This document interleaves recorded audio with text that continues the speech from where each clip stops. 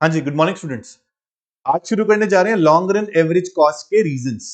U shape LAC क्यों होता है? बच्चों, लास्ट क्लास में हम लोगों ने पढ़ा कि एलएसी डिटरमाइन कैसे होता है। तो हमने वहां पढ़ा कि short run average cost curves की हेल्प से एलएसी को डिटरमाइन आप लोग कर सकते हैं। तो आपने देखा कि प्रोड्यूसर के पास लॉन्ग रन में बहुत सारे प्लांट्स होते हैं और बहुत सारे प्लांट्स में से producer different size of output को डिफरेंट साइज ऑफ प्लांट से प्रोड्यूस करता है। मतलब कि एक special output special size of plants. ऐसा क्यों? क्योंकि प्रोड्यूसर चाहता है कि मेरी लॉन्ग रन में जो कॉस्ट है ना वो मिनिमम आए। मेरे को प्रॉफिट बहुत ज्यादा हो, मेरी आउटपुट मैक्सिमम आनी चाहिए लेकिन मेरी कॉस्ट बहुत कम लगनी चाहिए। तो प्रोड्यूसर ने क्या किया बच्चों? प्लान किया, कंपेयर किया डिफरेंट साइज ऑफ प्लांट को अलग अलग आउटपुट प्रोड्यूस करने के लिए। तो हमने एलएसी को बोला प्लानिंग कर्व आल्सो। और प्रोड्यूसर ने short run average cost curves को यानी प्लांट कर्व्स जिसे हम बोलते हैं उनको एनवेलप किया, इसलिए हमने बोला एलएसी को प्लानिंग कर्व। और ये सुना कि एलएसी जो होता है वो ट्रेडिशनल फर्म्स जो हैं जिनका टेक्नोलॉजी अपडेट टाइम के साथ साथ नहीं होता है, जिनको डिस इकोनॉमी भी फेस करनी होती है, उन्हें बोलते हैं हम ट्रेडिशनल फर्म्स। उनका एलएसी यू शेप था। लेकिन जो मॉडर्न फर्म्स थी उनका एलएसी एल शेप या बॉट शेप था, क्योंकि वो लोग डिस इकोनॉमीज को आने ही नहीं देते। वो लोग इकोनॉमीज पे ही बने रहते हैं, तो उनका एलएसी राइजिंग पोर्शन जो है ना वो आता ही नहीं है। तो हम बोलते हैं उनका एलएसी कैसा होता है सर? पहले फॉल होता है फिर मिनिमम रहता है, मतलब कि एल शेप रहता है। तो हम आज पढ़ने जा रहे हैं कि ट्रेडिशनल फर्म्स का जो एलएसी है, ट्रेडिशनल फर्म्स की जो लॉन्ग रन एवरेज कॉस्ट है वो यू शेप की होती है। तो what are the reasons of long run average cost curve that is U shaped? तो हमने बच्चों प्रोडक्शन यूनिट में पढ़ा था कि प्रोडक्शन फंक्शन में लॉन्ग रन में जो लॉ ऑपरेट होती है ना वो रिटर्न्स टू स्केल ऑपरेट होती है, और जो शॉर्ट रन में ऑपरेट होती है वो होती है रिटर्न्स टू फैक्टर यानी law of variable proportion.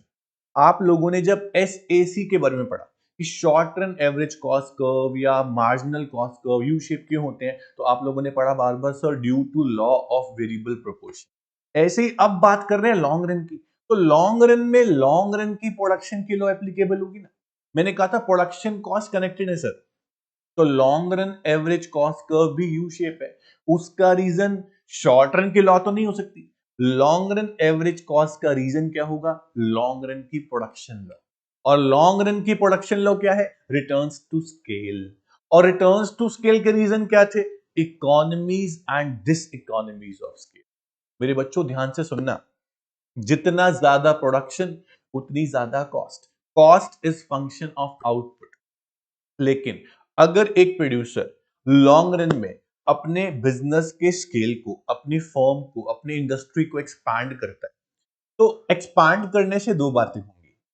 Benefit भी हो सकते हैं, डी बेनिफिट भी हो सकते हैं। अगर प्रोडक्शन के स्केल को लिमिट में एक्सपांड किया, अच्छे तरीके से एक्सपांड किया, तो आपको इकोनॉमीज ऑफ स्केल होंगी, मतलब कि बेनिफिट्स होंगे। अगर आपने प्रोडक्शन के स्केल को बियॉन्ड द लिमिट एक्सपांड किया, तो आपको होंगे diseconomies of scale, de benefits होंगे। सर इकोनॉमीज ऑफ स्केल क्या है? Benefits. Diseconomies of scale क्या है? De benefits. सर किस वजह से बेनिफिट डी बेनिफिट? अपने प्रोडक्शन के स्केल को एक्सपांड कर। सर प्रोडक्शन के स्केल एक्सपैंड करना तो अच्छी बात है, डिस इकोनॉमीज क्यों? यार प्रोडक्शन के स्केल को एक्सपैंड करो, अच्छी बात है। लेकिन अगर प्रोडक्शन के स्केल को बियॉन्ड द लिमिट एक्सपैंड करते हो, जब आपका बिजनेस आपके लिए अनमैनेजेबल हो जाए, तो आपको डी बेनिफिट्स यानी कि डिस इकोनॉमीज ऑफ स्केल भी हो सकती है। मेरी बात सुनना बच्चों ध्यान से। जो आपका long run average cost curve था हमने पढ़ा, वो यू शेप था जैसा कि आपको दिखाई दे रहा है। लॉन्ग रन एवरेज कॉस्ट के अंदर जो आपका फॉलिंग पोर्शन था, ये वाला पोर्शन जो था फॉलिंग पोर्शन, इसका रीजन अलग है। और जो राइजिंग पोर्शन है उसका रीजन अलग है सर। जो फॉलिंग पोर्शन है उसका रीजन है economies of scale. Very simple, क्या रीजन है सर? Economies of scale. और जो राइजिंग पोर्शन है उसका रीजन क्या है? उसका रीजन है डिस इकोनॉमीज ऑफ स्केल। बच्चों, इकोनॉमीज ऑफ स्केल का मतलब क्या है? कि प्रोडक्शन के स्केल को बढ़ाने से जो आपको बेनिफिट हुए वो इकोनॉमीज है। और जो आपने प्रोडक्शन के स्केल को beyond the limit, sir limit कितनी होती है? Oh the level of output तक अगर आप प्रोडक्शन करते हो, आपकी कॉस्ट मिनिमम रहती है ना, इसे बोलते हैं optimum, optimum level of output, या इसको आप बोल सकते हो एफिशिएंट लेवल ऑफ आउटपुट जहां पे आपकी cost long run cost minimum है। उसके बाद अगर आप प्रोडक्शन को बढ़ाते हो, उसके बाद भी आप प्रोडक्शन के स्केल को बढ़ाते हो, तो आपको प्रोडक्शन के स्केल को लिमिट से ज्यादा हमने बोल दिया बढ़ा रहे हैं, तो आपको फेस करनी पड़ेंगी डिस इकोनॉमीज ऑफ स्केल। तो बच्चों अगर स्पेशल क्वेश्चन बनता है कि what are the reasons of falling part of LAC, आप बोलोगे economies of scale. What are the reasons of rising part of LAC, आप बोलोगे diseconomies of scale. Right. अब इकोनॉमीज यानी कि बेनिफिट्स, डिस इकोनॉमी मतलब डी बेनिफिट। सर इकोनॉमी ही de benefits में यानी कि इकोनॉमीज ही डिस इकोनॉमीज में बदल सकती हैं अगर आपने प्रोडक्शन के स्केल को बियॉन्ड द लिमिट एक्सपैंड कर। तो अब हम पढ़ेंगे कि इकोनॉमीज और डिस इकोनॉमीज क्या है। मीनिंग हमने समझ लिया, बेनिफिट्स है। अब इकोनॉमीज को मैं दो पार्ट में डिवाइड कर सकता हूं सर, इंटरनल और एक्सटर्नल। इंटरनल इकोनॉमीज और एक्सटर्नल इकोनॉमीज। ऐसे ही डिस इकोनॉमीज को भी मैं दो पार्ट में डिवाइड कर सकता हूं, इंटरनल डिस इकोनॉमी और external diseconomy. Sir what is internal diseconomy और इंटरनल इकोनॉमी? सर अगर फर्म के स्केल को एक्सपैंड करने से सिर्फ एक स्पेसिफिक फर्म को फायदा होता है तो वो इंटरनल है, फर्म के अंदर की बात है। लेकिन अगर इंडस्ट्री के अंदर सारी फर्म, जितनी भी फर्म इंडस्ट्री में है, वो सभी एक्सपैंड कर रही है, सभी अपने बिजनेस का स्केल बढ़ाना चाहती है, या पूरी इंडस्ट्री अपना बिजनेस का स्केल बढ़ाना चाहती है, तो सभी फर्म्स को बेनिफिट हो रहा है उसकी वजह से, उसको बोलेंगे एक्सटर्नल इकोनॉमी। मतलब कि इंटरनल इकोनॉमी जो है वो फर्म स्पेसिफिक है, और जो एक्सटर्नल इकोनॉमी है वो इंडस्ट्री स्पेसिफिक है। सर इंडस्ट्री क्या होता है? ग्रुप ऑफ फर्म्स होते हैं ना। तो अगर सारी फर्म को एक साथ फायदा होता है इंडस्ट्री के प्रोडक्शन एक्सपैंड करने से, तो वो एक्सटर्नल इकोनॉमी है। अगर एक सिर्फ फर्म, एक ही फर्म को फायदा होता है, एक फर्म ने अपना खुद का बिजनेस स्केल एक्सपैंड किया, तो वो इंटरनल इकोनॉमीज है। तो बच्चों इंडस्ट्री स्पेसिफिक कौन सी इकोनॉमीज है? एक्सटर्नल। फर्म स्पेसिफिक कौन सी इकोनॉमीज है? Sir internal. ऐसे ही डिस इकोनॉमीज। तो शुरू करते हैं कि economies and diseconomies of scale का इंट्रोडक्शन क्या है, ध्यान से सुनना बच्चा। Production on a large scale is very important feature of modern industrial society. आज की डेट में, आज के समय में अगर कोई इंडस्ट्री अपने बिजनेस को एक्सपैंड नहीं करती है तो फायदा ही क्या? तो एज अ कॉन्सिक्वेंस हम बोलते हैं कि size of business undertakings has greatly increase over time. Large scale production क्या ऑफर करता है आपको? बच्चों अगर आप बिजनेस को अपने लार्ज स्केल पे रखोगे, अपना बिजनेस, देखो हर कोई चाहता है कि मैं शॉर्ट रन में हूं तो मैं बिजनेस साइज अभी छोटा नहीं बढ़ा सकता हूं मैं, लेकिन लॉन्ग रन में बिजनेस स्केल को बढ़ा सकता हूं, तो क्यों नहीं बढ़ाएगा? जब लार्ज स्केल को बढ़ाने से प्रॉफिट ज्यादा होता है तो क्या दिक्कत है? तो प्रॉफिट को बढ़ाने के लिए हर बिजनेसमैन, हर फर्म चाहती है बिजनेस को लार्ज स्केल पे लेके आए। जब लार्ज स्केल पे लेके आते हैं ना तो एडवांटेज तो होती है सर। सर कैसे होंगी? अगर आप अपना बिजनेस स्मॉल स्केल से लार्ज स्केल पे लेके जा रहे हो, करेक्ट है ना? जब बिजनेस को स्मॉल स्केल से लार्ज स्केल पे लेके जाओगे ना तो आपकी कॉस्ट रिड्यूस होगी। सर ऐसा कैसे? आपने तो बोला था कि प्रोडक्शन को ज्यादा करेंगे कॉस्ट भी ज्यादा आएगी। बच्चा प्रोडक्शन को एक्सपैंड कर रहे हो, अब आपका रॉ मटेरियल चीपर होगा, आप बल्क में ले रहे हैं, है ना? तो आपकी बहुत सारी चीजें चीपर हो जाएंगी, जिसकी वजह से आपकी कॉस्ट रिड्यूस होगी। तो एडवांटेज तो होती है सर, एफिशिएंसी आएगी, स्पेशलाइजेशन आएगी, बहुत सारी चीजें होने वाली हैं। आपका जो प्रोडक्शन हो रहा है, उसका जो रॉ मटेरियल उसमें आप लगा रहे हो, जो उसका प्रोडक्शन करने के बाद वेस्टेज बचेगा उससे भी आप कुछ प्रोड्यूस कर सकते हो। तो बहुत सारा फायदा हो सकता है प्रोडक्शन एक्सपैंड करने से। तो एडवांटेज तो काफी सारी हैं, लेकिन अगर प्रोडक्शन के स्केल को लिमिट से ज्यादा एक्सपैंड किया तो आपको फेस करनी पड़ सकती है डिस इकोनॉमी सर। तो बोल रहे हैं कि कॉस्ट तो रिड्यूस होगी, आपका प्रोडक्शन जो है वो कम कॉस्ट पे होगा, उससे आपको फायदा होगा, बोलोगे आप इकोनॉमीज। तो आप बोल रहे हैं इकोनॉमीज जो है वो अराइज कब होती है? इकोनॉमीज अराइज तब होती हैं जब बिजनेस के स्केल को एक्सपैंड करते हैं लॉन्ग रन में। और उन इकोनॉमीज को आप दो डिफरेंट कैटेगरी में डिवाइड कर सकते हो। वो कैटेगरी कौन सी है बच्चों? Internal economies and external economies. समझ में आ रहा है बच्चों आपको?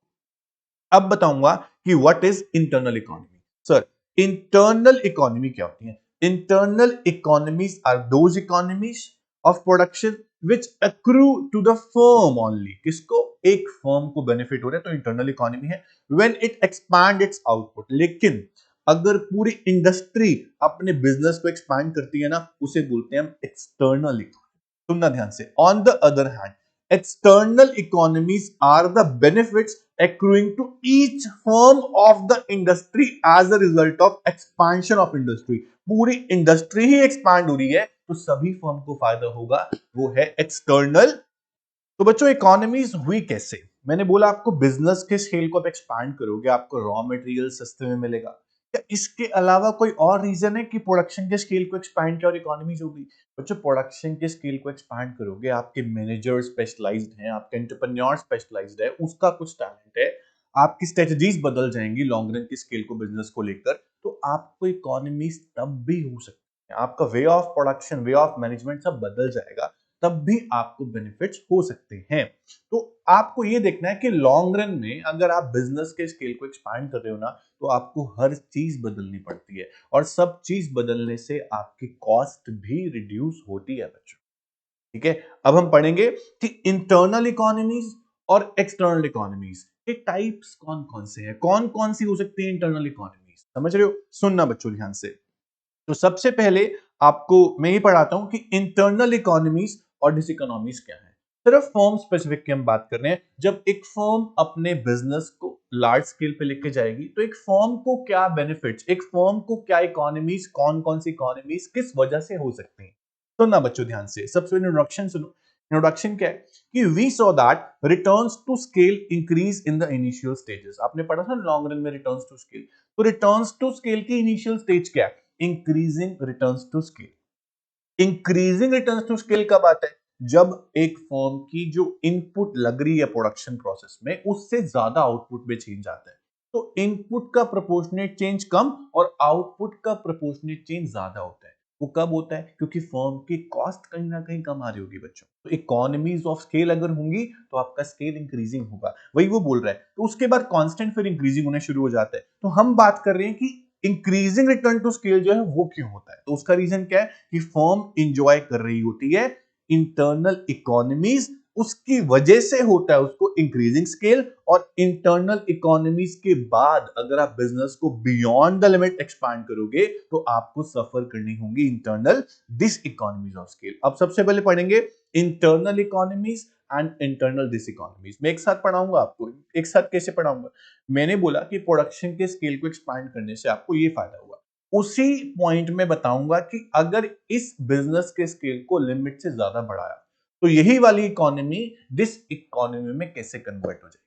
सुनना ध्यान से। सबसे पहला, एक फर्म को बिजनेस का स्केल एक्सपांड करने से पहली इकोनॉमी हो सकती है technical economy. What is technical economy?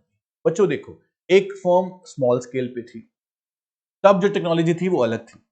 अब फर्म आ गई लार्ज स्केल पे, लॉन्ग रन आ गया। और आपको अच्छे से पता है कि in the long run a producer can change all the factors of production. A producer can adopt new technology, technology बदल सकता है।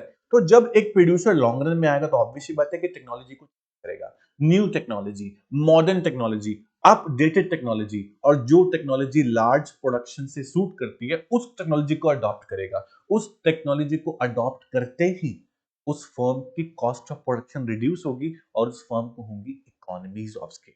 सुनना ध्यान से। कह रहे large scale production is associated with economies of superior techniques. जब भी एक फर्म बड़े बिजनेस में आएगी, लार्ज स्केल में आएगी, अपनी टेक्नोलॉजीज को अपडेट करेगी, सुपीरियर करेगी। As the firm increases its scale of operations, it become possible to use more specialized and efficient form of all the factors, especially capital equipments and machinery। समझ में आ रहा है? ऐसा जब फर्म करेगी, for producing high level of output there is generally available a more efficient machinery which when employed to produce a large scale output yield a lower cost of it। तब वो machinery या equipment आपको cost बहुत कम देगा और आपको क्या होंगी? Economies of scale due to updation, upgradation of technology. समझ में आया बच्चों? अब मेरी बात सुनना। मैंने सिर्फ बात की मशीनरी की, अब मैं बात करता हूं लेबर की। Secondly, when the scale of production is increased and the amount of labor and other factor become larger, introduction of greater degree of division of labor। मैंने बात करी कैपिटल की, अब बात करूंगा लेबर की। देखो बच्चों, टेक्नोलॉजी दो तरह की होती है, लेबर इंटेंसिव और कैपिटल इंटेंसिव। हमने बात कर ली कैपिटल इंटेंसिव की, जहां हमने मोर यूज ऑफ कैपिटल किया, लेस यूज ऑफ लेबर किया। अगर आपकी फर्म में लेबर का यूज ज्यादा होता है, क्या तब भी आपको इकोनॉमिक्स हो सकती है? बच्चों, जब लेबर का यूज ज्यादा होता है तो आप बड़े बिजनेस में आ रहे हो, लार्ज स्केल पे जा रहे हो, तो ऑब्वियसली बात है आप लेबर को भी बढ़ाओगे। जब लेबर का नंबर आप इंक्रीज करोगे तो ऑब्वियसली बात है कि लेबर का नंबर जब इंक्रीज करोगे ना, आप लेबर की डिफरेंट डिफरेंट कैटेगरीज बना दोगे। जो लेबर जिस काम में परफेक्ट है ना, उसको वहां लगाओगे। आप करोगे डिवीजन ऑफ लेबर। क्या करोगे बच्चों? Division of labour. Division of labour क्या होता है कि लेबर को अपने अपने काम में आपने डिवाइड कर दिया। उसके बाद वही लेबर अपने काम को डेली रूटीन बेस पे करेगी, तो उस लेबर को आ जाएगी अपने अंदर स्पेशलाइजेशन।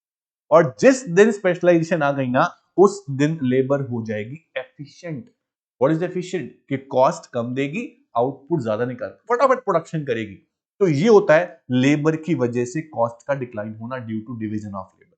तो चाहे कैपिटल इंटेंसिव टेक्नोलॉजी हो, चाहे लेबर इंटेंसिव, दोनों में ही आपको टेक्निकल इकोनॉमीज पॉसिबल हैं। लेकिन अगर आपने अपने बिजनेस को लिमिट से ज्यादा बढ़ा दिया, सुनना ध्यान से, however, beyond certain amount of limit, a firm experiences diseconomies of scale. How?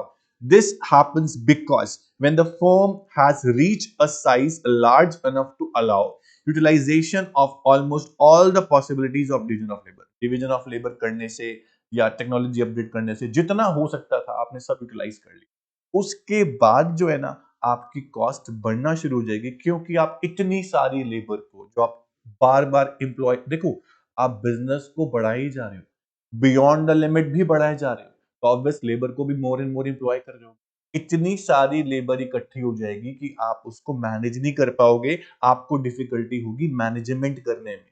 इसीलिए जब मैनेजमेंट ही नहीं होगी और लेबर बहुत ज्यादा हो जाएगी, मैनेज आप नहीं कर पा रहे हो, तो आपका कंट्रोल बहुत ज्यादा कम पड़ेगा, आप कंट्रोल नहीं कर पाओगे उस लेबर के ऊपर, तो आपकी कोऑर्डिनेशन बिल्कुल भी प्रॉपर नहीं रहेगी और आपकी कॉस्ट रिड्यूस ना होकर बढ़ना शुरू हो जाएगी, जिसको आप बोलोगे डिस इकोनॉमी। तो बच्चों, एक फर्म को अपने बिजनेस का स्केल एक्सपैंड करना चाहिए तब तक जब तक ऑप्टिमम लिमिट आ जाए। उस लिमिट के बाद भी अगर आप प्रोडक्शन का स्केल एक्सपैंड करते हो ना, तो आपको फेस करनी पड़ती है डिस इकोनॉमी। तो वो नहीं होना चाहिए। तो टेक्निकल इकोनॉमी ही टेक्निकल डिस इकोनॉमी में कन्वर्ट हो सकती है। हम पढ़ रहे हैं इंटरनल, एक फर्म को लेकर हम बात कर रहे हैं। दूसरी इकोनॉमी एक फर्म को क्या हो सकती है? बच्चों, एक बात आपको अच्छे से पता है कि जब भी एक फर्म अपने बिजनेस का स्केल एक्सपैंड करती है ना, तो देखो, जब छोटी फर्म थी, जब स्मॉल फर्म थी, जब फर्म स्मॉल थी या स्मॉल स्केल पे प्रोडक्शन कर रही थी ना, तो बहुत सारे अलग अलग डिपार्टमेंट्स नहीं होंगे, क्योंकि स्मॉल फर्म है, अलग अलग डिपार्टमेंट्स क्यों बनाएगी? लेकिन जो बड़ी फर्म्स होती हैं, लार्ज स्केल फर्म्स होती हैं, उनमें क्या होता है? सेल डिपार्टमेंट अलग, प्रोडक्शन डिपार्टमेंट अलग, परचेज डिपार्टमेंट अलग, मार्केटिंग डिपार्टमेंट अलग, एचआर डिपार्टमेंट अलग, सब डिपार्टमेंट अलग होते हैं और सबके अपने अलग अलग मैनेजर्स होते हैं।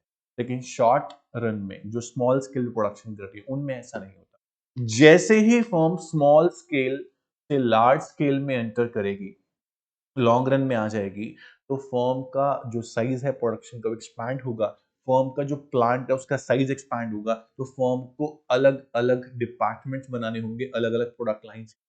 और जब डिपार्टमेंट्स अलग अलग होंगे, सेल्स अलग, परचेज अलग, मार्केटिंग अलग, प्रोडक्शन अलग, एचआर डिपार्टमेंट अलग, तो सब में अलग अलग मैनेजर्स होंगे जिन्होंने स्पेशल फील्ड में मैनेजमेंट डिग्री ली है, राइट?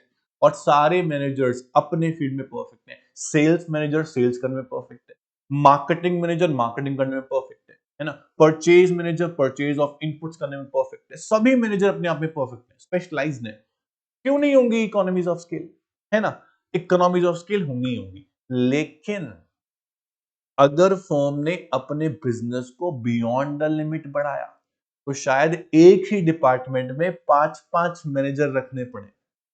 इतने सारे मैनेजर्स और उनकी इतनी सारी सैलरी फर्म मैनेज नहीं कर पाएगी, अनमैनेजेबल हो जाएगा, बहुत ज्यादा खर्चे फर्म के बढ़ जाएंगे, इतनी रेवेन्यू नहीं आएगी। उस टाइम पर फर्म को दिखेगा कि मैंने बहुत ज्यादा एक्सपैंड कर लिया स्केल को और अब मेरे को मैनेजरियल डिस इकोनॉमी हो रही है।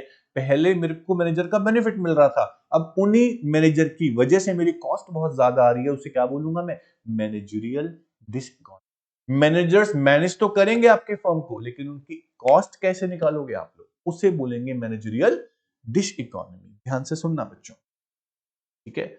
तो सेकेंड इकोनॉमी है managerial economy and diseconomy. Economy बच्चों ध्यान से, managerial economies refers to reduction in managerial cost. Obviously बात है कि आप अपने स्केल को एक्सपांड कर रहे हो, मैनेजर रख रहे हो, आपकी कॉस्ट बहुत कम आएगी, प्रोडक्शन बहुत ज्यादा होगा। जब आउटपुट बढ़ती है तो आप specialise manager, division of labour कर देते हो। वहां पर भी किसका किसका डिवीजन कर रहे हो, बेसिकली आप मैनेजर्स का डिवीजन कर रहे हो। तो it become possible to divide its management. आप मैनेजमेंट को अलग अलग डिपार्टमेंट्स में डिवाइड कर रहे हो, प्रोडक्शन मैनेजर अलग, सेल्स मैनेजर अलग, फाइनेंस मैनेजर अलग। If the scale of production increases, each department can further subdivide. Sales can be split into separate sections such as advertising का department अलग, exports का अलग, customer relation का अलग. Since individual activities come under the supervision of specialist, her activity के लिए कौन होगा, स्पेशलाइज मैनेजर होगा। तो आपकी एफिशिएंसी बढ़ेगी, आपकी कॉस्ट कम आएगी, आपके आउटपुट बहुत ज्यादा आएगी। आपने क्या कर दिया, डिसेंट्रलाइजेशन प्रोसेस फॉलो कर दिया। आपकी इकोनॉमी सॉरी आपकी फर्म के अंदर क्या आ गई, स्पेशलाइजेशन मैनेजमेंट के अंदर, तो आपकी कॉस्ट बहुत कम आएगी। ये बहुत सिंपल है। लेकिन अगर आपने अपने बिजनेस के स्केल को बियॉन्ड द लिमिट इंक्रीज किया तो वही मैनेजरियल इकोनॉमी जो थी वो कन्वर्ट हो जाएगी मैनेजरियल डिस इकोनॉमी। कैसे, communication at different level of production जो डिपार्टमेंट है वो मुश्किल हो जाएगा, ठीक है, कोऑर्डिनेशन डिफिकल्ट हो जाएगी, डिले होगा डिसीजन मेकिंग में, ठीक है, और द मैनेजरियल स्ट्रक्चर जो है बिकम मोर कॉम्प्लेक्स हो जाएगा, ब्यूरोक्रेसी हो जाएगी, रेड टेपिज्म, डिफिकल्टीज बहुत ज्यादा आएगी, लेंथनिंग प्रोसेस हो जाएगा, कम्युनिकेशन बहुत लंबी होगी, हर चीज में डिले होगा। और दूसरी सबसे इंपॉर्टेंट बात, उन मैनेजर की जो सैलरी है, उसकी जो कॉस्ट है वो बहुत ज्यादा बढ़ जाएगी, जिससे आपको होंगी managerial diseconomy. Very simple, ठीक है बच्चों। अब तक हमने पढ़ा इंटरनल इकोनॉमीज के अंदर टेक्निकल इकोनॉमी और मैनेजरियल इकोनॉमी, साथ साथ पढ़ लिया डिस इकोनॉमी। हम पढ़ रहे हैं फर्म स्पेसिफिक, एक फर्म को लेकर हम बात कर रहे हैं बच्चों। तीसरी इकोनॉमी क्या हो सकती है एक फर्म को अपने स्केल को बढ़ाने से? सबसे पहली बात बोल रहा है commercial economies and diseconomy. बच्चा ध्यान से सुन, जब भी एक फर्म स्मॉल स्केल प्रोडक्शन पे थी, छोटे लेवल पे प्रोडक्शन कर रही थी ना, तब जब मार्केट से इनपुट्स परचेज करती थी रॉ मटेरियल के लिए या कोई भी अदर इनपुट्स, तो कॉस्ट ज्यादा आती होगी, बल्क में परचेज नहीं कर रही होगी। लेकिन जैसे ही फर्म स्मॉल स्केल से लार्ज स्केल में एंटर करी ना, तो इनपुट मार्केट में गए और बोला हमारा ऑर्डर बहुत बड़ा है। जब ऑर्डर बहुत बल्क में होता है ना, अपने आप बार्गेनिंग हो जाती है और इनपुट की कॉस्ट कम हो जाती है। जब बल्क में ऑर्डर करेंगे, देखो प्रोडक्शन बल्क में होगा, अब आप लार्ज स्केल में जा चुके हो, प्रोडक्शन बल्क में होगा तो आपकी इनपुट्स भी आपको बल्क में चाहिए होंगी। इनपुट्स बल्क में चाहिए होंगी तो आपकी कॉस्ट अपने आप इनपुट की कम आएगी, वो होगा कमर्शियल इकोनॉमी। समझ में आ रहा है आपको? अब आपका नाम मार्केट में आने लगेगा। तो सुनना ध्यान से बच्चों, ठीक है। commercial economies and diseconomies, production of large volume of goods. सुनना बच्चों ध्यान से, production of large volume of goods requires large amount of materials and components, है या नहीं? अगर आप अपने बिजनेस को लार्ज स्केल पे करने जा रहे हो तो आपको लार्ज इनपुट्स चाहिए होंगी, ज्यादा इनपुट चाहिए होंगी, ज्यादा मटेरियल चाहिए होगा, ज्यादा कंपोनेंट्स चाहिए होंगे। A large firm is able to place bulk orders, बोलो यस और no, and components, then enjoy lower price for them. अब लोग आपको कोटेशंस देंगे, हमसे ले लो हमारा इतना प्राइस है, हमसे ले लो हमारा इतना प्राइस है, तो आप तो अपने आप कोटेशन देखोगे और कंपेयर करोगे कहां सस्ता मिल रहा है वहां से उठा लो भैया, तो आपके ऑर्डर बल्क हो गए, बड़े आदमी हो गए अब आप। तो economies can also be achieved in marketing of product if the sales staff is not being worked to full capacity. Additional output can be sold at little or no extra cost. Moreover, large firms can benefit from economies of advertising also. देखो बच्चों, सिर्फ inputs purchase करने की बात नहीं है, commercial economies के अंदर marketing economies, advertisement economies, sales economies सब हो रहा है। आपकी फर्म का बिजनेस लार्ज स्केल पे हो गया ना, तो आपके चैनल्स ऑफ प्रमोशन है या channels of distribution of product है बहुत बढ़ जाएंगे और आपको इजी होगा प्रोडक्ट को बेचना। आपकी एडवर्टीजमेंट भी बहुत सस्ती होगी क्योंकि आपकी फर्म बहुत लार्ज स्केल पे हो चुकी है, आप कॉस्ट को मैनेज कर पाओगे। पहले आप देखो, छोटी फर्म जो होती है ना, वो एडवर्टीजमेंट कॉस्ट बियर नहीं कर पाती, वो संक कॉस्ट होती है, लेकिन large firm can bear that. बड़ी फर्म एडवर्टीजमेंट कॉस्ट को बेयर कर पाती है। तो आपके प्रोडक्शन के स्केल एक्सपांड होने से आपको बहुत सारे फायदे हो रहे हैं, एडवर्टीजमेंट का, सेल्स का, आपकी मार्केटिंग बहुत सस्ती होगी, प्लस इनपुट भी सस्ते में मिल रहे हैं। इन चारों चीजों को मिला के क्या बन गया? Commercial economies. सुन रहे हो बच्चों? As the scale of production expand, advertisement cost per unit of output fall। देखो, पहले एडवर्टीजमेंट कॉस्ट ज्यादा क्यों लग रही थी आपको जब आपका बिजनेस स्मॉल स्केल पे था? आपके आउटपुट का साइज छोटा था, एडवर्टीजमेंट तो उतनी ही करनी है, एडवर्टीजमेंट का खर्चा बहुत बड़ा, आउटपुट बहुत कम है, तो आपकी पर यूनिट ऑफ आउटपुट की एडवर्टीजमेंट कॉस्ट बहुत ज्यादा आ रही थी। अभी आउटपुट का स्केल बहुत एक्सपांड हो गया, एडवर्टीजमेंट कॉस्ट तो वही है ना, एरिया ऑफ एडवर्टीजमेंट तो आपको वही करना है, तो आपकी पर यूनिट ऑफ आउटपुट की जो एडवर्टीजमेंट कॉस्ट है वो फॉल हो गई। तो इन अ लार्ज फर्म क्या होता है कि अपने प्रोडक्ट को सेल करना आसान हो जाता है। दूसरा बच्चों, एक बात और सुनना ध्यान से, आपका जब फर्म का साइज छोटा था तो आपके ट्रांसपोर्टेशन के जो मीन्स थे वो अपने नहीं होंगे। छोटी सी फर्म है, इतने बड़े बड़े ट्रक्स कैसे खरीदेगी? वो ट्रक्स को आप हायर करते थे, है ना, कैंटर्स को आप हायर करते थे, फिर जाके ट्रांसपोर्टेशन करते थे, उसका किराया देते थे, बहुत ज्यादा फ्यूल खर्चा होता था। लेकिन अब आपकी फर्म का साइज एक्सपांड हो गया, अब शायद आपका ट्रांसपोर्टेशन अपना हो गया होगा, आपने खरीद लिया होगा, तो आपका किराया बहुत बच गया, आपका सिर्फ अपना सामान हो गया ना, अपनी एसेट्स क्रिएट कर लिया आप लोगों ने, तो ट्रांसपोर्टेशन में भी आपको फायदा हो गया। उसके अलावा मैं अगर बात करूं बच्चों कि जब फर्म का स्केल एक्सपांड होता है ना, तो फर्म जब आउटपुट प्रोड्यूस करती है, उस आउटपुट को प्रोड्यूस करने से जो भी वेस्टेज बचती है, क्या बचती है? वेस्टेज।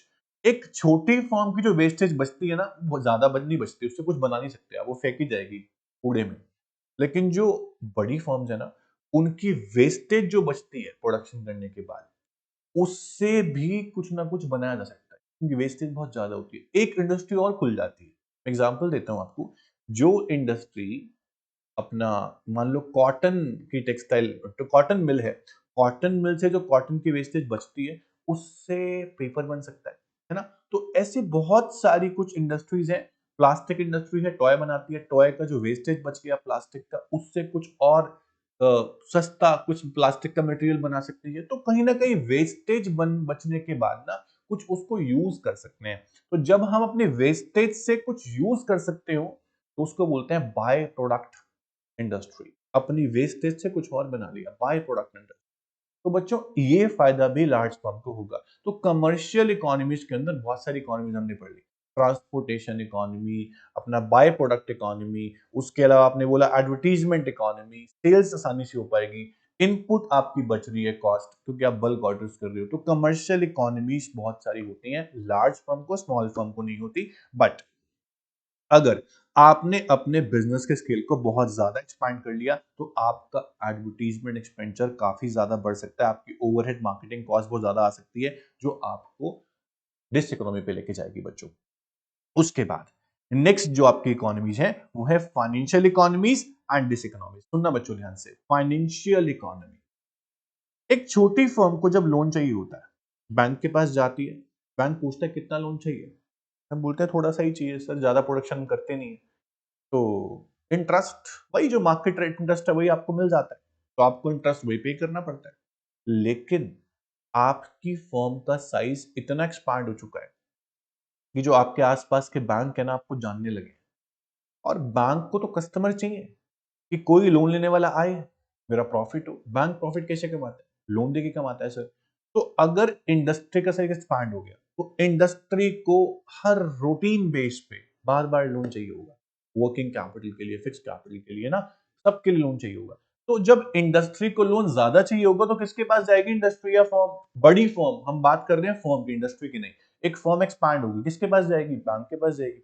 अब बोलेगी बैंक को भी हमने प्रोडक्शन बढ़ा लिया है, अब लोन की रिक्वायरमेंट बहुत बढ़ गई है, ज्यादा लोन चाहिए, बल्क में लोन चाहिए। जैसे इनपुट्स बल्क में ले रहे थे तो इनपुट की कॉस्ट कम आ रही थी ना, अभी आप लोन बल्क में मांग रहे हो, बैंक बोलेगा ठीक है आपको इंटरेस्ट हम कम दे देंगे, आप लोन कितना लोगे बोलो।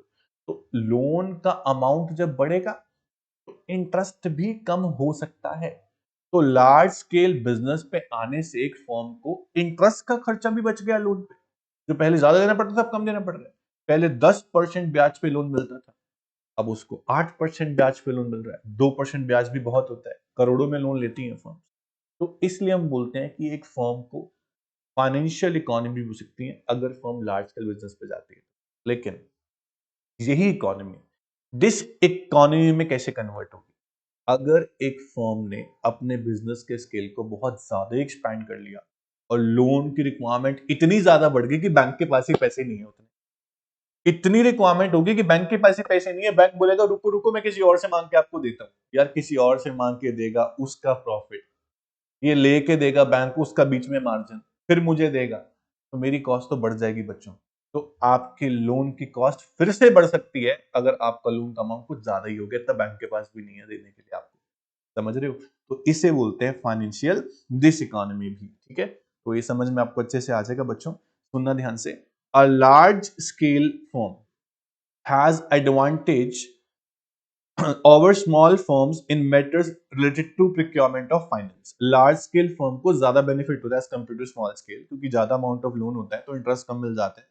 ठीक है, उसके बाद देखो क्या लिख रहा है कि बैंक्स जो होते हैं ना offer better security and avail of advances with greater ease. आसानी से बैंक लोन दे देता है, ठीक है, और कम सिक्योरिटी रखवानी पड़ सकती है। On account of the goodwill, अगर फर्म की इमेज अच्छी है तो फर्म को जो बैंक है वो कम इंटरेस्ट रेट पे लोन दे देगा, क्योंकि बैंक को पता है कि लोन चुका देंगे, इनकी क्रेडिट वर्दीनेस बहुत अच्छी है। क्या बोला मैंने? बैंक्स को अगर लग रहा है कि आपकी फर्म की क्रेडिट वर्दीनेस अच्छी है, आप लोन चुकाना आसानी से दे सकते हो, आपने पहले भी बहुत लोन चुकाया है टाइम पे, अब भी आपके प्रॉफिट आपको हो रहे हैं, तो आप लोन आसानी से चुका दोगे, तो बैंक आपको आसानी से लोन दे भी देगा कम इंटरेस्ट रेट पे, मना नहीं करेगा। तो इन्वेस्टर भी पार्टिसिपेट करेंगे आपकी फर्म में इन्वेस्ट करने के लिए ना, क्योंकि उनको पता है कि ये फर्म ठीक है, इनकी गुडविल अच्छी है, डिविडेंड मुझे देगी, मैं इसमें इन्वेस्टमेंट करता हूँ, उनको पैसा देता हूँ, फंडिंग को मैं देता हूँ, तो ऐसे बहुत इन्वेस्टर्स आपके पास आने लगेंगे। तो आपको फाइनेंशियल इकोनॉमीज होंगी। आपके अगर शेयर्स, उस फर्म के शेयर अगर स्टॉक एक्सचेंज में बिकते हैं तो शेयर के प्राइस बढ़ना शुरू होंगे, डिविडेंड आप ज्यादा दोगे शेयर होल्डर्स को, तो सब लोग इन्वेस्ट करना चाहेंगे आपकी कंपनी में। तो बच्चों लार्ज स्केल बिजनेस पे आने से आपको सिर्फ बैंक का ही नहीं, स्टॉक एक्सचेंज में शेयर के प्राइस आपके बढ़ेंगे। ठीक है, आपके पास इन्वेस्टर खुद चल के आएंगे, बैंक आपको सस्ते में लोन देगा, सिक्योरिटी कम रखवाएगा, आपकी गुडविल अच्छी हो जाएगी, तो आपको कमर्शियल इकोनॉमीज होनी ही होनी है। ठीक है, लेकिन अगर अपना बिजनेस का स्केल उस फर्म ने लिमिट से ज्यादा बढ़ाया और मैनेज नहीं कर पाई, वो प्राइस डाउन, शेयर के प्राइस गिरेंगे, इन्वेस्टर नहीं आएंगे, बैंक आपको लोन नहीं देगा कम इंटरेस्ट रेट पे, तो आपको क्या हो जाएंगी? हर इन्वेस्टर चाहता है कि ये फर्म प्रॉफिट में चलती रहे, तब तो उसको कुछ दूंगा ना मैं, एक्सपेक्टेशन तो अभी तो होगी किसी इन्वेस्टर को। तो इंटरनल इकोनॉमीज ही कन्वर्ट हो जाती हैं इंटरनल डिस इकोनॉमी में, अगर एक फर्म अपने बिजनेस को लिमिट से ज्यादा एक्सपैंड कर देती है। ठीक है बच्चा, उसके बाद नेक्स्ट आपका है risk bearing economies and diseconomies. एक बात तो सुनी होगी, एक कहावत तो सुनी होगी, higher the risk higher the profit. जितना ज्यादा रिस्क लोगे उतना ज्यादा प्रॉफिट मिलेगा, सुना है ना? लेकिन ये कहावत कभी कभी बेकार हो जाती है, क्योंकि आपका बिजनेस, माना आपने बिजनेस को स्मॉल से लार्ज पे लेके आए, आपने रिस्क लिया, आपको प्रॉफिट भी हुए, आपने रिस्क लिया आपको प्रॉफिट भी हुए, लेकिन आपका बिजनेस अब बियॉन्ड द लिमिट बढ़ गया। अब बड़े बड़े रिस्क लेने से पहले सोचना पड़ेगा, बिना सोचे समझे वहां भी आप रिस्क लिए जा रहे हो और आपको 1% लॉस हो गया, आपकी फर्म बिल्कुल इंसॉल्वेंट हो सकती है। समझ रहे हो? तो रिस्क लेना और प्रॉफिट ज्यादा होगा कहना बहुत आसान है, लेकिन रिस्क लेने के लिए सोचना बहुत पड़ता है। तो अगर फर्म का स्केल बहुत ज्यादा एक्सपैंड हो गया और फिर कोई रिस्क लिया बिना तुझे समझे, तो आपकी फर्म गई। तो इसलिए बच्चों रिस्क भी लेना सोच समझ के है। तो it is sad that business, large business with diverse and multi-production capability is in better position to withstand economic ups and downs। जिनके पास बहुत सारी स्केल ऑफ बिजनेस है, वैरायटी ऑफ प्रोडक्ट लाइन है, एक प्रोडक्ट लाइन में loss दूसरे में profit हो जाता है, कोई दिक्कत नहीं आ रही। लेकिन अगर बिजनेस का स्केल बहुत ज्यादा एक्सपैंड हो गया, तो आप अगर रिस्क ले रहे हो तो आपको डिस्टर्बेंसेस यानी कि डिफिकल्टीज यानी कि प्रॉफिट में लॉस भी हो सकता है। ठीक है, तो ध्यान से रिस्क लेना बच्चों। इसके बाद ये आपकी अब तक थी बच्चों इंटरनल इकोनॉमीज एंड इंटरनल डिसइकोनॉमीज। एक फर्म अपने स्केल को बढ़ाती है तो फर्म को बेनिफिट्स होते हैं, इकोनॉमीज होती हैं, उसकी वजह से long run average cost curve जो होता है उसका फॉलिंग पोर्शन आता है, एलएसी फॉल होना शुरू होता है। लेकिन जब इंटरनल इकोनॉमी कन्वर्ट हो जाए इंटरनल डिस इकोनॉमी में, तो वही लॉन्ग रन एवरेज कॉस्ट आपकी बढ़ना शुरू कर देती है। तो L A C U shape क्यों आ रहा है बच्चों? ड्यू टू इकोनॉमीज और डिस इकोनॉमी। जो फॉलिंग पोर्शन है एलएसी का, उसका रीजन क्या है? Economies of scale. और जो राइजिंग पोर्शन का रीजन क्या है? Diseconomies of. समझ में आया बच्चों? तो एलएसी यू शेप के रीजन क्या है? Economies of scale and diseconomies of scale. अब हम बात करेंगे डिस इकोनॉमीज की और इकोनॉमीज की जो इंडस्ट्री स्पेसिफिक है, मतलब कि एक्सटर्नल।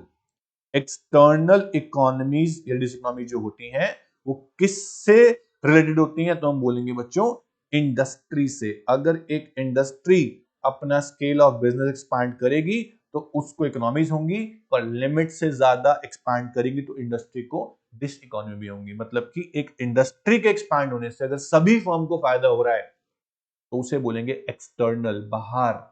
एक इंडस्ट्री के बाहर बहुत सारी फर्म्स हैं, इंडस्ट्री ने बिजनेस बढ़ाया, फायदा हुआ सारी फर्म्स को, क्या बोलेंगे? External economy.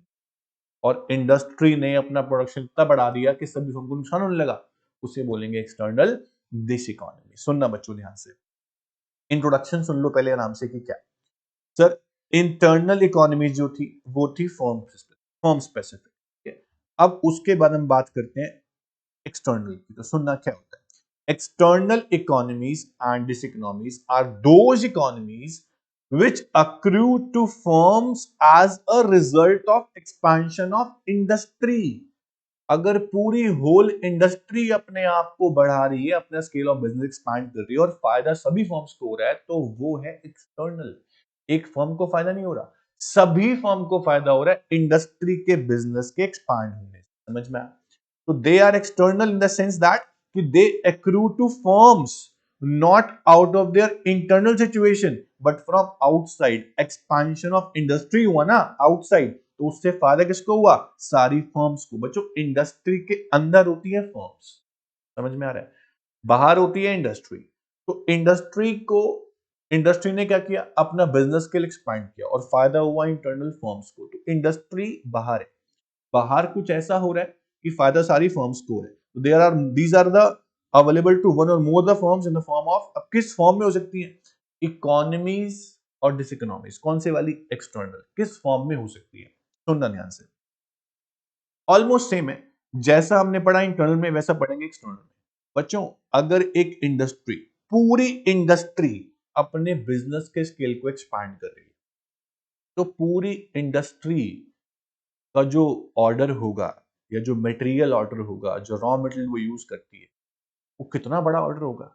तो पूरी इंडस्ट्री एक्सपैंड करेगी तो सारी फर्म को कितनी ज्यादा बचत होगी, कितनी ज्यादा सेविंग्स होंगी। तो चीपर रॉ मटेरियल और कैपिटल इक्विपमेंट्स। पूरी इंडस्ट्री एक्सपैंड हो रही है तो कितना बल्क ऑर्डर होगा रॉ मटेरियल का और कैपिटल इक्विपमेंट्स का, एज कंपेयर टू इंटरनल। हम फर्म की बात कर रहे थे जब, तो एक्सटर्नल इकोनॉमी के अंदर बेनिफिट ज्यादा होता है as compare to internal economy. सुनना ध्यान से, the expansion the expansion of industry में result in expansion of exploration of new and cheaper source of raw material. देखो पहले क्या था कि फर्म ने अपना बिजनेस के लिए एक्सपैंड किया, फर्म गई मार्केट में, ऑर्डर किया, बल्क ऑर्डर किया, सस्ता मिला रॉ मटेरियल।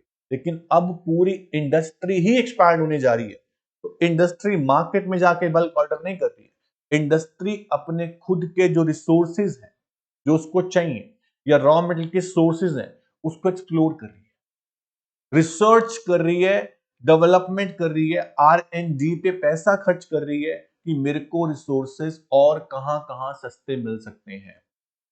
सीधा मार्केट में जाके कोटेशन नहीं मंगवा रही है, वो अपने रिसर्च पे ध्यान दे रही है कि मैं रिसर्च हम इस चीज पे करते हैं कि रिसोर्स जो हम यूज करते हैं उसको एक्सप्लोर करते हैं और कहां कहां सस्ते मिल सकते हैं।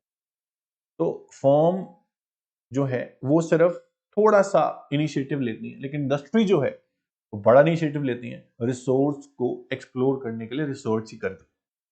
तो वहां पर जब सोर्स एक अच्छा मिल गया तो फर्म को और सभी फर्म्स को बहुत बड़ा फायदा हो सकता है। तो expansion of industry result in greater demand for various kinds of materials and equipment.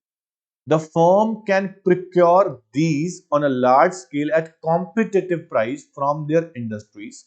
These reduce their cost of production and consequently price of their output. समझ में आया बच्चों? समझ में आया?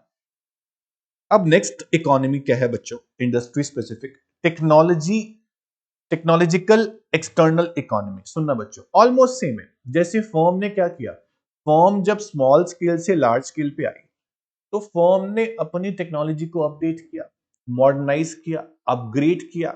उसको अपग्रेड करने से फर्म की कॉस्ट कम हो गई थी। सेम एज इंडस्ट्री, सुनना ध्यान से, when the whole industry expands it may result in the discovery of new technical knowledge, and in accordance with that the use of improved and better machinery than before। समझ में आ रहा है? पहले firm use करती थी, अब वो use नहीं करेगी क्योंकि अब नई टेक्नोलॉजी पे रिसर्च की गई है, नॉलेज बहुत हो गई है इंडस्ट्री को, अब नए रिसोर्स डिस्कवर हो गए, टेक्नोलॉजी को अपग्रेड कर दिया गया है। This will change the technical coefficient of production and enhance productivity of all the firm in the industry and reduce the cost। समझ में आया बच्चों?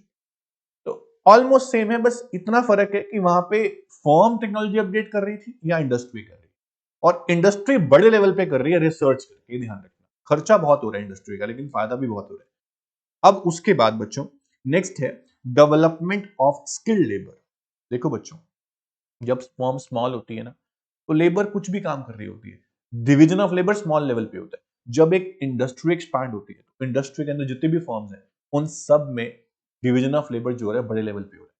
और डिवीजन ऑफ लेबर करने से क्या होता है बच्चों, स्पेशलाइजेशन, अगेन फिर एफिशिएंसी आती है और कम आउटपुट ज्यादा। तो ऑलमोस्ट सेम है।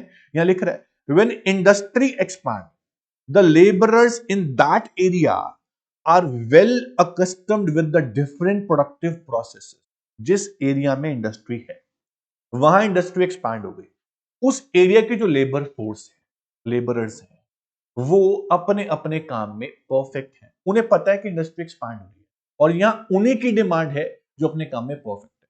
वो लेबर वहीं जाती है और उसके बाद अपने ही फील्ड में स्पेसिफिक वर्क करती हैं और उस फील्ड में वो और बेटर लर्नर्स हो जाते हैं, अपनी स्किल को और डेवलप कर लेते हैं और उसी इंडस्ट्री को फायदा देते हैं जहां पे वो गए हैं। उससे क्या होगा, इंडस्ट्री की कॉस्ट बहुत कम आती है क्योंकि परफेक्ट हो चुके हैं और अपने बिजनेस को स्केल को एक्सपांड करने से फायदा हुआ इंडस्ट्री को। तो वहां पे क्या हुआ, लेबर के स्पेशलाइज होने से एफिशिएंसी आई। लेबर एफिशिएंसी से भी हम बोलेंगे कि क्या हुई, इकोनॉमीज। कौन सी economy, development of skilled labour economy. समझ में आ रहा है बच्चों? फायदा भी हो गया, एरिया में जो लेबर है उसका फायदा भी हो गया, लेबर की प्रोडक्टिविटी बढ़ गई और प्रोडक्टिविटी बढ़ने से क्या हुआ कॉस्ट कम आ गई। सॉरी बच्चों, तो मैं बोल रहा हूं कि लेबर में स्किल कब इंप्रूव होंगी, जब इंडस्ट्री अपना बिजनेस स्केल एक्सपैंड करेगी। एक्सपैंड करेगी तो अलग अलग प्रोडक्शन डिपार्टमेंट होंगे, अलग अलग लाइंस होंगी, उन सब में लेबर को डिवाइड कर दिया गया।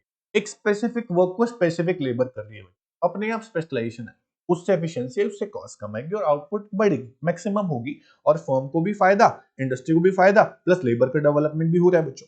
उसके बाद बहुत ही इंपॉर्टेंट पॉइंट है बच्चा, ग्रोथ ऑफ एंसिलरी इंडस्ट्रीज। सुनना ध्यान से, व्हाट इज एंसिलरी, मेरी बात समझना बच्चों। जैसे कि एक इंडस्ट्री जब होती है ना तो एक इंडस्ट्री सारा कुछ खुद नहीं बनाती।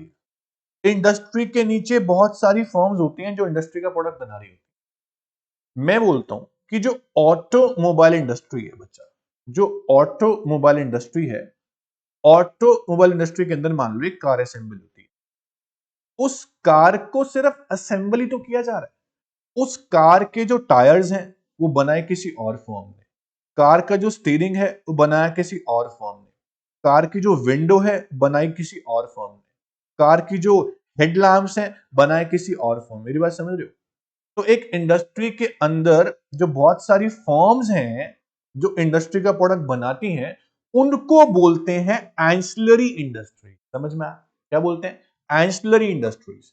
तो एक्सपेंशन ऑफ इंडस्ट्री, अब पूरी ऑटोमोबाइल इंडस्ट्री एक्सपैंड हो रही है। पूरी ऑटोमोबाइल इंडस्ट्री के एक्सपैंड होने से ये जो टायर की फर्म है जो इसका सामान बनाती है, जो स्टीयरिंग की फर्म है, जो विंडो बनाती है, जो हेडलैम्प बनाती है, इन सबकी ग्रोथ होगी कि नहीं? पूरी इंडस्ट्री बढ़ रही है और सबको लेके बढ़ रही है क्योंकि उनके जो प्रोडक्ट हैं, है ना, वो सब अलग अलग फर्म्स बना रही है। तो स्पेयर पार्ट्स वाली जो इंडस्ट्री स्पेसिफिक है वो अलग अलग पार्ट्स बना रही है, उनको फायदा भी होगा साथ साथ। समझ रहे हो? तो ऑटोमोबाइल इंडस्ट्री के एक्सपैंड होने से फायदा बाकी अदर फर्म को भी हो रहा है जो उससे इंटरकनेक्टेड है, उसके पार्ट्स बना रही है। समझ में? सिंपल लैंग्वेज में तो सुनो, कह रहे expansion of industry encourages the growth of a number of ancillary industries जो उससे connected है, which specialize in the production and supply of raw material या tools या machinery या components to the industry. Automobile industry को बहुत सारी firms कुछ कुछ प्रोवाइड करती है ना, कुछ स्पेयर पार्ट्स, कुछ सर्विसेज, कुछ टूल्स, कुछ मशीनरी, कुछ इंजन्स, तो उन सबको फायदा होने लगेगा। तो एक्सपांड कर रही है ऑटोमोबाइल इंडस्ट्री, फायदा सारी फर्म को हो रहा है। कैसे हो रहा है?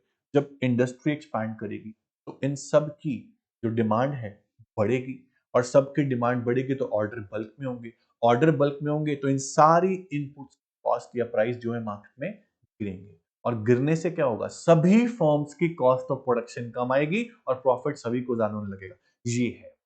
लेकिन अगर इंडस्ट्री ने अपने स्केल को बहुत ज्यादा ही बढ़ा दिया तो यही इकोनॉमी कन्वर्ट किस में हो जाएगी? डिस इकोनॉमी के। समझना बच्चों।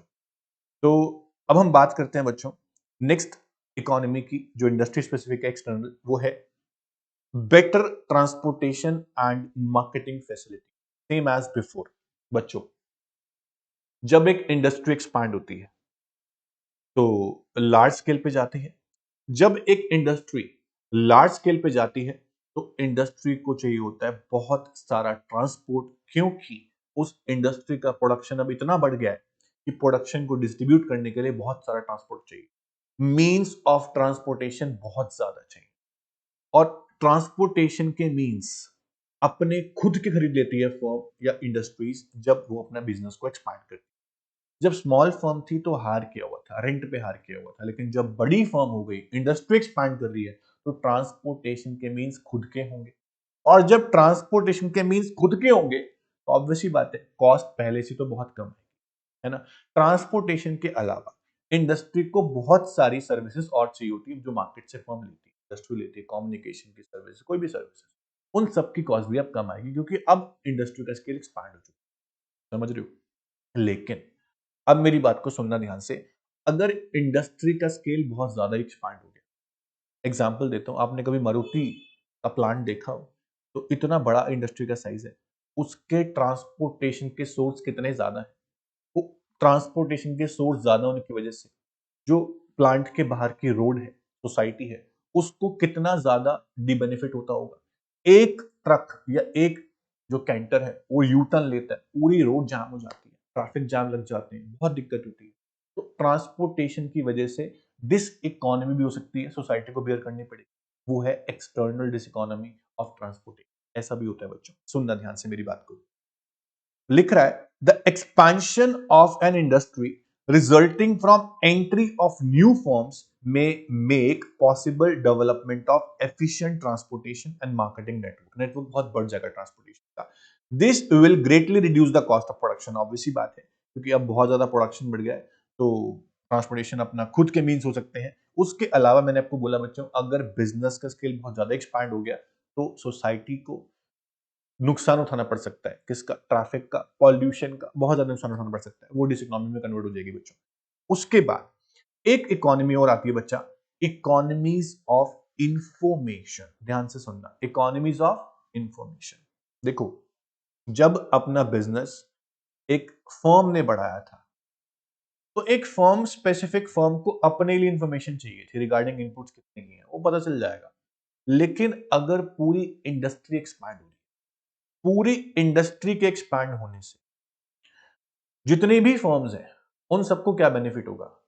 वो फर्म्स एक ही प्लेस पे इंडस्ट्री के अंदर मान लो हैं, और उस एक प्लेस पे इंडस्ट्री क्या करेगी? उन सारी फर्म्स के लिए एक बुकलेट बनवा देगी, एक मैगजीन छपवा देगी, या कोई भी गैजेट न्यूज़पेपर टाइप बनवा देगी कि सारी फर्म्स को एक साथ पता चल जाए कि हमारी इंडस्ट्री के अंदर जो इनपुट यूज होती हैं उसके प्राइस क्या चल रहे हैं। भाई एक फर्म बिजनेस बढ़ाती तो पूछती, रिसर्च करती, सर्वे करती क्या प्राइस चल रहा है। अब पूरी इंडस्ट्री एक्सपांड हो रही है, अब सारा काम किसको मिल गया? इंडस्ट्री को। इंडस्ट्री पूरी फैक्टर मार्केट, पूरी इनपुट मार्केट, लेबर का प्राइस, कैपिटल का प्राइस, एंटरप्रेन्योर के प्राइस, है ना, तो इस सारे प्राइसेस, सारी इनपुट्स, रॉ मटेरियल, इक्विपमेंट, इन सब के प्राइस की जानकारी, पूरी फैक्टर मार्केट, पूरी इनपुट मार्केट की जानकारी इंडस्ट्री के पास है। और वो इंडस्ट्री उस पूरे इनपुट मार्केट की जानकारी को सर्कुलेट कर देती है थ्रू मैगजीन, न्यूज़पेपर, है ना, कुछ भी हो सकता है। तो उससे क्या होगा, सारी फर्म को time to time updated information मिलेगी रिगार्डिंग इनपुट। तो वहां पे फर्म्स को फायदा किस चीज का हो गया कि मुझे हर information time to time on time मुझे मिल जाती है थ्रू दिस गैजेट या मैगजीन। समझ में आ रहा है?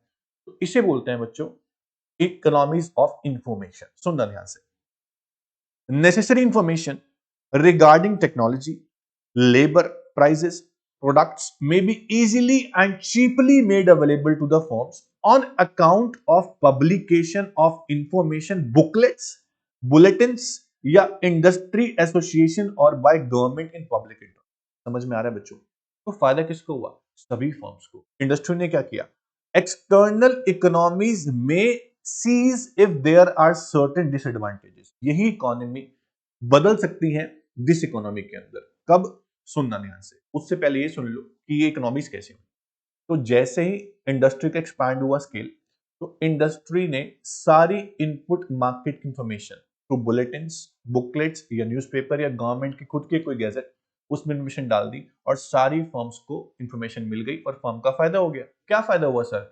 कॉस्ट कम होने की बात नहीं कर रहा मैं, जो फर्म को पहले रिसर्च करनी पड़ती है, सर्वे करनी पड़ती है, वो नहीं करनी पड़ती कि इंडस्ट्री अपने आप इंफॉर्मेशन दे रही है। किस इंफॉर्मेशन दे रही है? लेबर मार्केट की, प्रोडक्ट की, सब चीज की।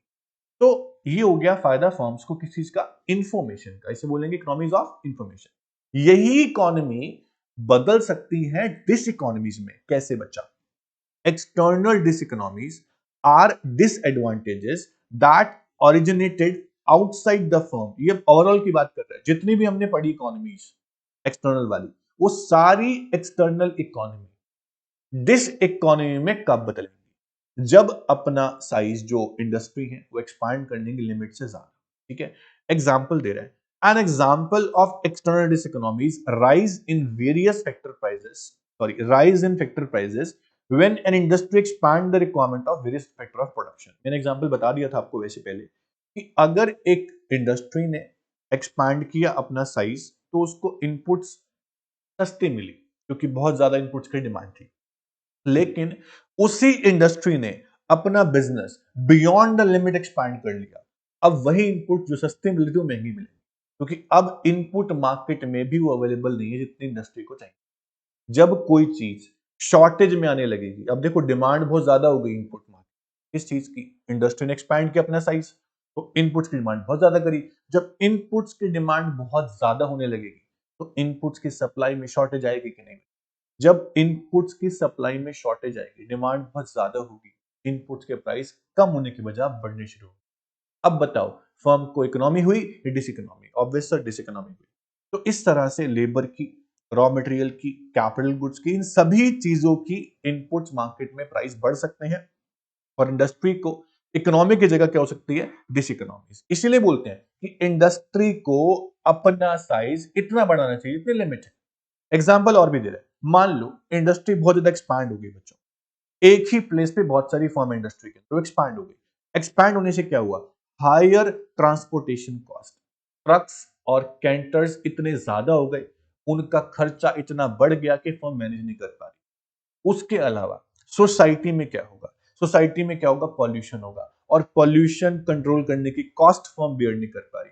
और गवर्नमेंट ने क्या बोल दिया? आप बहुत ज्यादा पॉल्यूशन कर रहे हो, आपको ये सोसाइटी में नुकसान उठाना पड़ रहा है, आपकी वजह से सोशल कॉस्ट बहुत ज्यादा बढ़ रही है। तो गवर्नमेंट ने क्या बोला? एक ऐसी पॉलिसी बना दी कि आप यहाँ इंडस्ट्री को और एक्सपैंड नहीं कर सकते, रेस्ट्रिक्शन लगा दी, प्रोहिबिशन लगा दिया। तो किसको डिस इकोनॉमी हुई बच्चों? इंडस्ट्री को, उसकी वजह से सारी फर्म्स को। तो बच्चों, प्रोडक्शन की स्केल को, प्रोडक्शन के लिमिट को लिमिट में रखें, प्रोडक्शन के साइज को लिमिट में रखें, प्रोडक्शन का स्केल उतना ही बढ़ाएं जितना आपके कंट्रोल में। अगर आपने बिजनेस स्केल को लिमिट से ज्यादा ही एक्सपैंड कर दिया, तो आपकी इकोनॉमी कन्वर्ट हो जाएगी बच्चों डिस इकोनॉमी। इसीलिए बोलते हैं कि जब तक इकोनॉमीज चलेंगी, तब तक आपका long run average cost fall होगा। फॉलिंग पोर्शन पे आप प्रोडक्शन कर रहे होगे, मिनिमम कॉस्ट पे भी कर सकते हो। लेकिन जब आपकी इकोनॉमी डिस इकोनॉमी में कन्वर्ट हो गई, तो आपका प्रोडक्शन जो है ना बच्चा, वो लार्ज स्केल पे होने के बाद भी डिस इकोनॉमी देगा, और आपका जो long run average cost curve का जो पोर्शन है राइजिंग वाला आ जाएगा, आपकी एलएसी बढ़ने लगेगी। आपकी एवरेज कॉस्ट जो है वो बढ़ने लगेगी लॉन्ग रन में, वो आपके लिए ठीक नहीं है। और स्केल भी कैसा होगा, डिक्रीजिंग रिटर्न टू स्केल होगा। इनपुट की कॉस्ट ज्यादा लग रही होगी, आउटपुट कम आ रही होगी। तो फर्म क्या चाहती है, फर्म चाहती है इंक्रीजिंग स्केल या फिर कांस्टेंट स्केल। कोई फर्म नहीं चाहती कि मेरे को डिक्रीजिंग स्केल हो। इसीलिए आप बिजनेस को बढ़ाओ, एक्सपैंड करो, but not beyond the limit. तो टॉपिक बच्चों खत्म हो गया, इकोनॉमी एंड डिस इकोनॉमी। अब क्या करना है आपको, इस चैप्टर को देखो, इस चैप्टर में प्रोडक्शन है और कॉस्ट है। Unit 1 production, unit 2 cost. Production का पूरा यूनिट अच्छे से पढ़ लो, सारी लॉज, सारे प्रिंसिपल्स, सारे रिलेशनशिप्स। उसके बाद कॉस्ट पे आओ, फिर दोबारा कॉस्ट को पढ़ो। कॉस्ट में बहुत सारे रिलेशन हैं, ध्यान से पढ़ना, डायग्राम्स को बनाकर देखना बच्चों। सारे टॉपिक्स पढ़ने के बाद ये समरी जरूर पढ़ लेना। समरी पढ़ने के बाद बच्चों आना एमसीक्यूज पे। तो यहां पर जो एमसीक्यूज हैं, कितने एमसीक्यूज आपको बता देता हूं बच्चों। यहां पर आपके पास टोटल बच्चा 81 एमसीक्यूज हैं। कितने, 81 एमसीक्यूज। इन 81 एमसीक्यूज को बहुत अच्छे से कर लेना। 81 एमसीक्यूज करने के बाद आप डाउट ले सकते हैं बच्चों, ठीक है। सारे क्वेश्चन के डाउट मैं आपसे ले लूंगा, तो बता दूंगा। तो आज आपका होमवर्क यही है कि 81 क्वेश्चन ऑफ प्रोडक्शन कॉस्ट आपको अच्छे से करने हैं। उसको करने के बाद डाउट्स आपको मार्क कर लेने हैं, ये मेरे डाउट्स हैं। नेक्स्ट क्लास में हम लोग डाउट्स करेंगे, डाउट सेशन में हम लोग डाउट्स करेंगे, फिर हम शुरू करेंगे नया chapter, chapter number 4, that is theory of market. बड़ा इंटरेस्टिंग चैप्टर है बच्चों, ठीक है। तो ध्यान से करो, पढ़ाई करते रहो बच्चों। Thank you, take care.